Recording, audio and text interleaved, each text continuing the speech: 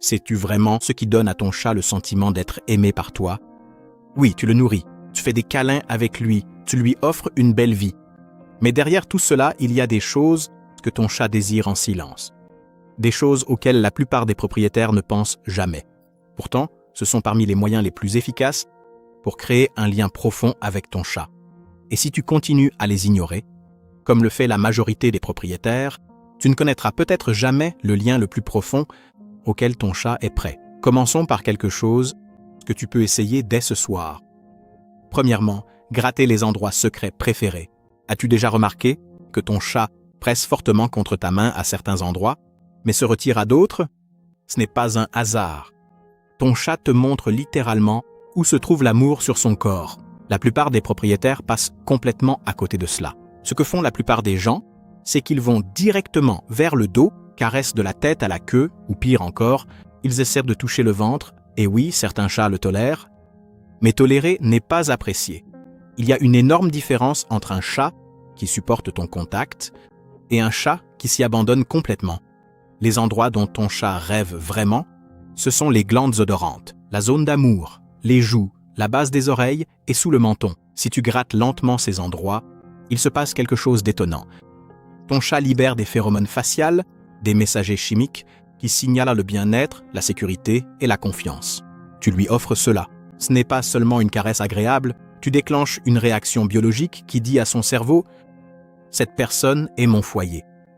Une étude publiée dans la revue spécialisée Applied Animal Behavior, de nouvelles recherches ont montré que les chats montraient des réactions nettement plus positives comme le clignement lent des yeux, le ronronnement et le fait de donner des coups de tête lorsqu'ils étaient touchés au niveau de la tête et des joues quand ils étaient caressés à ces endroits. Comparé au ventre ou à la base de la queue, les chats qui étaient touchés dans les mauvaises zones montraient même des signaux subtils de stress que la plupart des propriétaires ne remarquent jamais.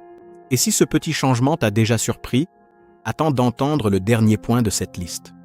C'est quelque chose de si simple que la plupart des gens passent devant chaque jour sans même s'en rendre compte. Et pourtant, c'est peut-être la chose la plus efficace que tu puisses faire pour que ton chat se sente en sécurité chez toi.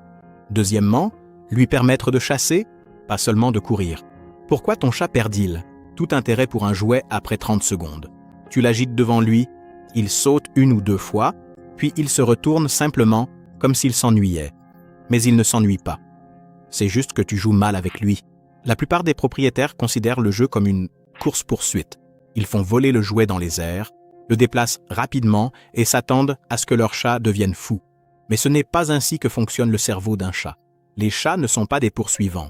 Ce sont des prédateurs d'embuscade. Dans la nature, ils ne courent pas après leur proie. Ils s'approchent furtivement, attendent, calculent, puis attaquent. C'est précisément ce dernier moment de la capture qui contient toute la satisfaction. Donc, si tu bouges le jouet trop vite, ou si tu le gardes toujours hors de portée, tu frustres ton chat. Sans t'en rendre compte, tu actives son instinct de chasse, mais tu ne lui permets jamais de boucler la boucle.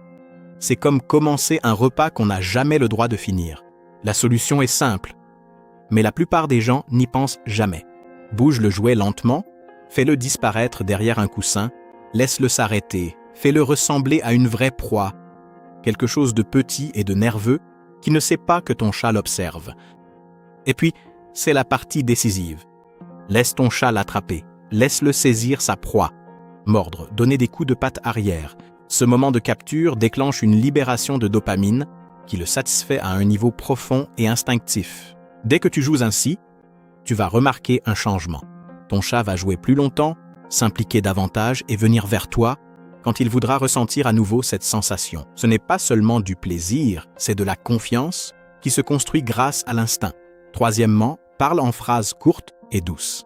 As-tu déjà eu l'impression de parler à ton chat et d'avoir le sentiment qu'il t'écoutait vraiment, comme s'il avait penché la tête, dressé les oreilles et te regardait droit dans les yeux, comme s'il te comprenait?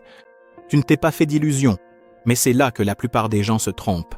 Ce n'est pas ce que tu dis qui compte, mais la façon dont tu le dis. Une étude menée en 2020 par l'université Paris-Nanterre a découvert quelque chose de fascinant. Les chats sont capables de distinguer la voix de leur propriétaire de celle d'un étranger, mais seulement si le propriétaire parlait en phrases courtes, douces et légèrement plus aiguës. Lorsque les propriétaires utilisaient leur voix d'adulte normale, leur chat réagissait à peine. Mais dès qu'ils adoptaient ce ton chaleureux, Calmes, avec des phrases courtes et simples, leur chat devenait visiblement plus attentif, plus accessible et affectueux. Cela ne veut pas dire que tu dois parler entièrement en langage bébé, au contraire, en faire trop peut avoir l'effet inverse.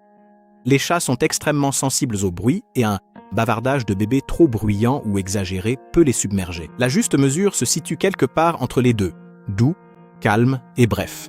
Imagine une conversation discrète entre deux êtres qui se comprennent déjà sans avoir besoin de beaucoup de mots. Et voici ce que la plupart des gens ne comprennent jamais. Il ne s'agit pas seulement d'obtenir une réaction mignonne. Si tu utilises régulièrement ce ton avec ton chat, tu construis une identité vocale. Avec le temps, ta voix devient un signal de sécurité. Ton chat commence à associer ce son particulier à la sécurité, au calme et à toi. Quatrièmement, proposez-lui de la nourriture à la main une fois par semaine. Et si l'une des façons les plus efficaces de créer un lien avec ton chat, ne prenez pas plus de 2 minutes par semaine, pas besoin d'outils particuliers, pas d'entraînement, juste ta main et quelques morceaux de nourriture. Ça paraît trop simple, non? C'est justement pour ça que presque personne ne le fait. La plupart des propriétaires suivent chaque jour la même routine. Remplir la gamelle, la poser, partir. Il n'y a rien de mal à cela. Mais ce que tu ne réalises peut-être pas, c'est que tu passes à côté de l'un des moments de connexion les plus primordiaux qui soient possibles entre toi et ton chat. Dans la nature, les mères chats apportent des proies à leurs petits. Cet acte d'offrir directement de la nourriture est l'une des premières expériences de confiance qu'un chat fait dans sa vie. C'est profondément ancré dans sa biologie. Donc si tu prends quelques croquettes ou que tu lui proposes une friandise sur ta paume ouverte, tu ne lui donnes pas simplement quelque chose à grignoter, tu parles un langage qui remonte à des millénaires. Tu dis à ton chat, à un niveau plus profond que les mots, « Je prends soin de toi. Tu es en sécurité avec moi. » Si ton chat ne prend pas la nourriture tout de suite, ne le force pas. Certains chats ont besoin de quelques essais avant de se sentir à l'aise, de manger dans la main, et c'est tout à fait normal. Ce qui est beau dans cet exercice, c'est la répétition. Si tu le fais régulièrement, une fois par semaine, quelque chose commence à changer. Ton chat s'approche de tes mains différemment, plus avec hésitation, mais avec attente. Tes mains cessent d'être quelque chose d'imprévisible, elles deviennent quelque chose en quoi ton chat a une confiance totale. Cinquièmement, s'asseoir par terre, à son niveau. Et si la chose la plus importante que tu puisses jamais faire pour ton chat ne coûte rien, ne nécessite aucun effort et ni nourriture ni jouet, nécessite toujours de toucher, c'est exactement ce dont je parle depuis le début. Ce qui est si simple que la plupart des gens passent devant tous les jours. Il s'agit simplement de s'asseoir par terre. C'est tout. Pas de but, pas de main tendue à caresser. Ne pas appeler par nom, tout simplement, dans leur monde, descendre et rester là pendant quelques minutes. Imaginez à quoi ressemble la vie vue par les yeux de votre chat. Dans leur monde, chaque personne est un géant. Tu les domines de toute ta hauteur quand tu pars. Vous vous penchez par-dessus pour les toucher, même ton affection vient d'en haut. Et votre chat accepte tout cela. Mais elle ne vous perçoit jamais comme une présence égale. En tant que personne qui n'est pas au-dessus d'elle, ne cherche pas à l'atteindre, ne rien attendre d'elle. Quand tu t'assois par terre, il se passe quelque chose de silencieux. Ton chat ne le remarque peut-être pas tout de suite. Mais il finira par le remarquer. Tu verras peut-être qu'il te regarde. Puis il s'approche lentement. Peut-être qu'il s'assied à côté de toi. Pas sur toi, juste à côté de toi. Cet espace entre vous n'est pas une distance. C'est un chat qui choisit d'être avec toi, à ses propres conditions, sans aucune pression. Et c'est la forme la plus pure de confiance qu'un chat puisse offrir. Pas parce que tu l'as nourri, pas parce que tu as gratté le bon endroit, pas parce que tu as bien joué avec lui, mais parce que tu t'es fait assez petit pour aller la rejoindre là où elle est. N'oublie pas de t'abonner à ma chaîne YouTube pour découvrir encore plus de contenu comme celui-ci.